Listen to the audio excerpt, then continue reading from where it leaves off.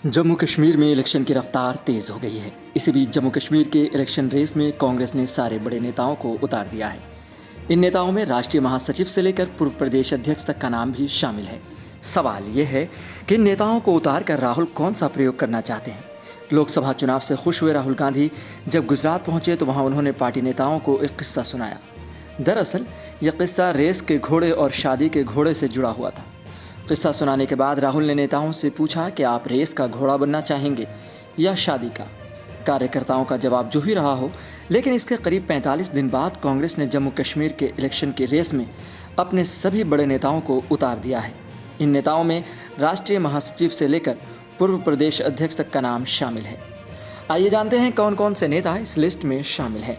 कांग्रेस ने त्राल सीट से सुरेंद्र सिंह चन्नी को मैदान में उतारा है। चन्नी कश्मीर में कांग्रेस के संगठन महासचिव रहे हैं और सभी पार्टी के वरिष्ठ उपाध्यक्ष भी हैं। राष्ट्रीय महासचिव और पूर्व प्रदेश अध्यक्ष गुलाम अहमद मीर को डूरू सीट से उम्मीदवार बनाया गया है।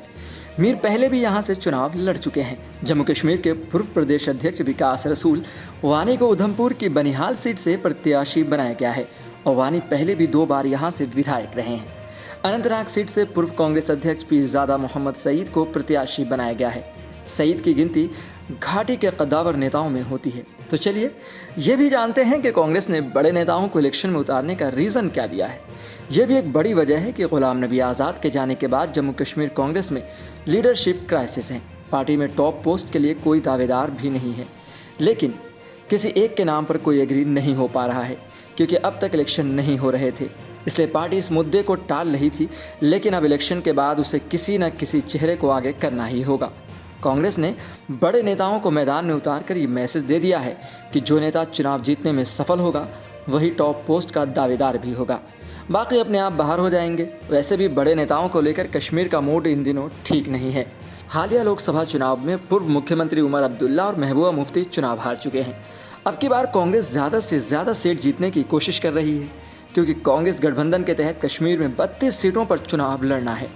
6 सीटों पर पार्टी फ्रेंडली फाइट के तहत चुनाव लड़ रही है, यानी जम्मू कश्मीर की कुल 90 में से 38 सीटों पर कांग्रेस उम्मीदवार उतारेगी। पार्टी की कोशिश 38 में से ज़्यादा सीटें जीतने की है, जिससे सरकार बनाते टाइम उसका दावा मजबूत रहे। कांग्रेस सोचती है कि अगर उसने 25 के आसपास सीटें जीत ली तो मुख्यमंत्री पद पर उसकी दावेदारी बन सकती है। 2002 में पार्टी को 20 सीटों पर जीत मिली थी और 2005 में उसे पीडीपी से समझौते के तहत मुख्यमंत्री की कुर्सी मिली। इलेक्शन की अनाउंसमेंट के तुरंत बाद लोकसभा के विपक्षी नेता राहुल गांधी और कांग्रेस अध्यक्ष मल्लिकार्जुन खड़गे ने घाटी का दौरा भी किया। यहाँ पर दोनों नेता पार्टी के सभी कार्यकर्ताओं से मिले और आगे की प्लानिंग की। राहुल ने इस दौरान कश्मीर के लोगों से बात की। राहुल और खड़गे के दौरे में नेशनल कॉन्फ्रेंस के साथ गठबंधन की अनाउंसमेंट हुई।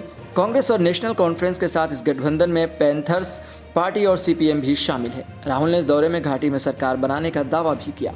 ये भी कहा जा रहा है कि दोनों नेताओं ने इस दौरे से ये इशारा दिया कि कश्मीर को लेकर वो सीरियस है।